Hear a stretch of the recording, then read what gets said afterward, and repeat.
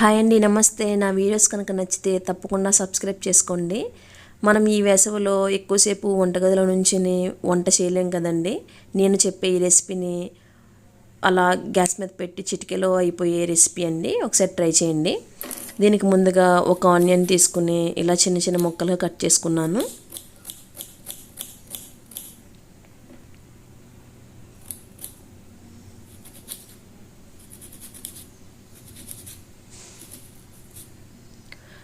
తరువాత ఒక చిన్న టమాటాను కూడా తీసుకున్నాను.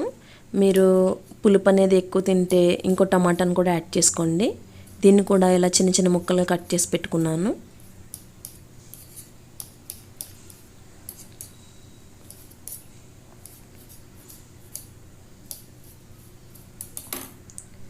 ఇక్కడ నేను 1/2 కేజీ బెండకాయలు అనేవి తీసుకున్నాను. ఇవి లేత బెండకాయలండి.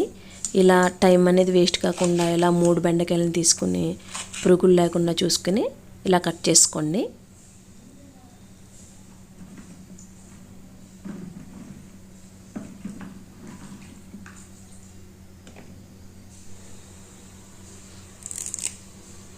ఒక రెమ్మ కరివేపాకు, తర్వాత ఒక కడాయి తీసుకుని మనం కట్ చేసి పెట్టుకున్న వాటినన్నిటిని దీంట్లో యాడ్ చేసుకోండి.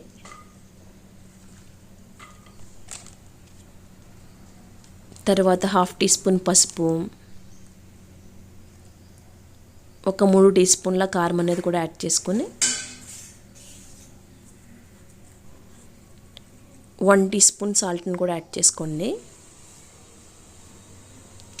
4 టీ స్పూన్ల ఆయిల్ని కూడా యాడ్ చేసి ఆ బెండకాయ ముక్కలు అనేవి ములిగేంత వరకు వాటర్ అనేది యాడ్ చేసుకోండి. ఇది మనం గ్యాస్ మీద పెట్టి ఒక 20 మినిట్స్ మీడియం ఫ్లేమ్లో పెడితే మనకి చక్కగా బెండకాయ కర్రీ అనేది ఉడికిపోద్దండి. ఇలా ఒకసారి కలుపుకున్న తర్వాత దీన్ని గ్యాస్ స్టవ్ మీద ప్లేస్ చేయండి.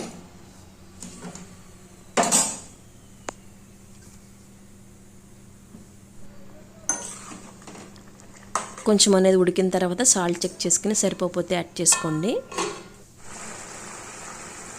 చూడండి, మనకి కర్రీ అనేది చాలా దగ్గర పడిపోయింది కదండి. ఆయిల్ కూడా బయటకు వచ్చేసింది కదా. బెండకాయల కలర్ అన్నీ కూడా మారిపోయినాయండి. మనకి చక్కగా ఈజీగా మనం ఈ కర్రీ అనేది గ్యాస్ మీద పెట్టి మనం మిగతా పనులు చేసుకోవచ్చండి.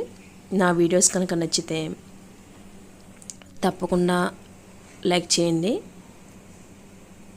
ఈ కర్రీని చిన్నపిల్లలు కూడా చాలా చక్కగా తింటారండి. దీంట్లో చికెన్ మసాలా కూడా యాడ్ చేసుకుంటే మనకి టేస్ట్ అనేది చాలా బాగుంటుందండి. Thank you for watching. Like, share and comment.